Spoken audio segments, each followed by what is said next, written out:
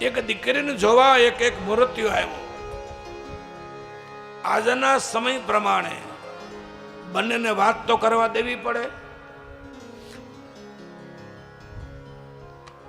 બંનેને વાત કરવા માટેનું એકાંત આપ્યું. હજી તો દીકરી વાત કરવા અંદર ગઈ, બીજી જ મિનિટે બહાર આવી ગઈ. એના મા બાપને કે મારે આની સાથે લગ્ન કરવાના થતા નથી.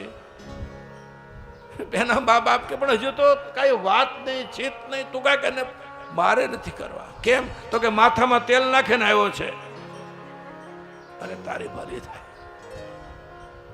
માથામાં તેલ નાખીને આવ્યો ને મૂર્તિઓ રિજેક્ટ થઈ ગયો. આ દુનિયામાં જીવનારા આપણે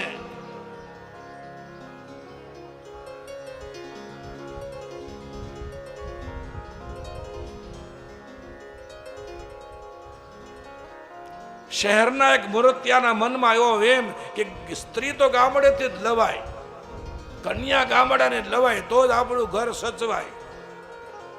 નહીં તો રોજ પીઝા મગાવ્યા કરે, શહેરની બોલાવીએ તો આવો એને વેમ. હવે તો ગામડાઓ ઘણા સમૃદ્ધ બની ગયા છે. જોક છે એને પાસે દ્રષ્ટાંતના રૂપમાં લઈને એ સાર ગ્રહણ કરી લેવાનો, જોક યાદ નહીં રાખવાનો. કથામાં જે દ્રષ્ટાંત આવે ને એ દ્રષ્ટાંત શબ્દનો પણ અર્થ છે. અમે જે દ્રષ્ટાંત વચ્ચે આપીએ ને એ તો તમને તમારી ઊંઘ ઉડાડવા માટે અમારે મજબૂરી હોય. કેવલ જ્ઞાન હવે કોને પચે છે ભાઈ? તમે કાલે આવો નહીં, નકરી જ્ઞાનની જ વાતો કર્યા કરીએ તો આટલી મહેનત કરીને સંગીત પીરસીએ છીએ, તમને હસાવીએ છીએ, તમને નચાવીએ છીએ, એટલે તમે આવો છો અમને ખબર છે.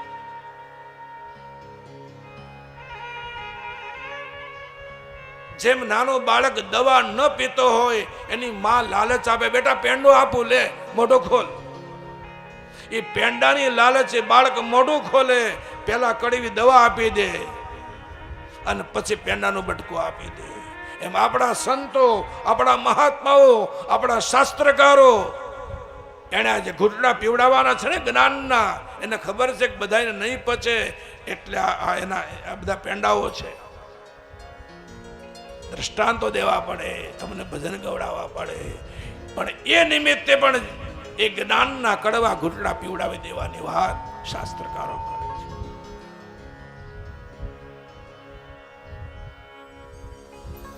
એ શહેરના મૂર્તિયાને એમ કે ગામડામાં લગ્ન કરાય. છોકરી જોવા ગામડે આવ્યો. એ બહુ સંસ્કારી દીકરી. એના મા બાપને મળ્યા. એ કે એમ નહીં, અમારે વાત કરવી પડે, મારે એની પરીક્ષા લેવી પડે.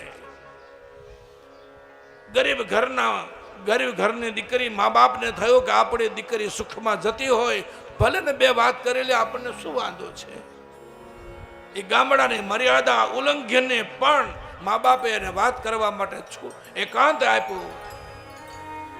પેલા એ વાત શરૂ કરી કે અત્યારે તો ભગવાનની દયા છે, ખૂબ દયા છે, પણ કદાચ આપણો નબળો સમય આવે,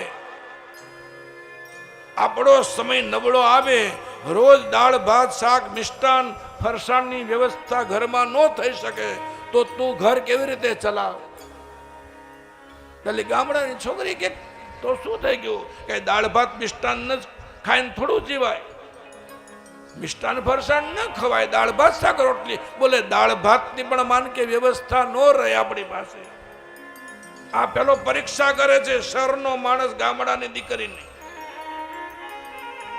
માન કે કદાચ એવો સમય આવે દાળ ભાત શાક રોટલીની પણ વ્યવસ્થા ન હોય તો તું શું કરે? એટલે કે તો ખાલી શાક રોટલું બનાવી ન ખાય ને. પેલો કે આપણી પાસે શાકના પૈસા ન વધે તો શું કરે? ગામડાની દીકરી કે કાંઈ એવું થોડું છે શાક બનાવાય, છાશ ને વઘારી ન ખાય. આપણે તો ટક કાપવાની વાત હોય અને છાશ તો ગામડામાં મફત મળે. પેલો કે માન કે આપણને કોઈ છાશ મફત ન આપે તો તું શું કર? અને પેલીનો મગજ ગયો ગામડાની દીકરીનો કે તારી પાસે દાળ ભાતની વ્યવસ્થા હતી, તારી પાસે શાકની વ્યવસ્થા નથી, તને ગામમાં કોઈ છાશ આપતું નથી તો લગ્ન કરવા શું કામ નીકળ્યો? બાવો બની જા ને.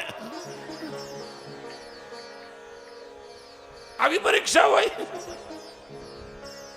આવી વાત કદે આપણાથી થાય ના.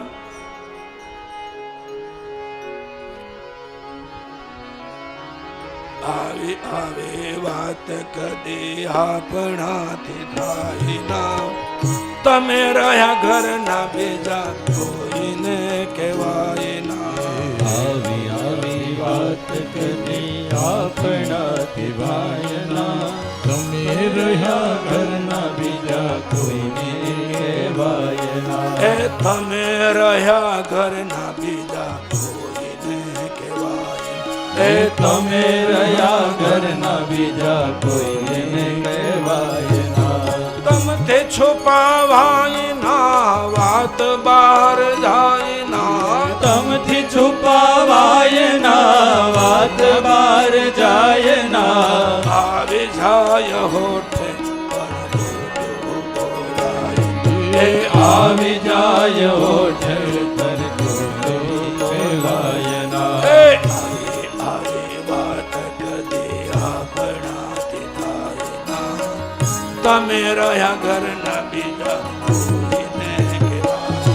એ તમે રહ્યા ઘરના બીજા કોઈને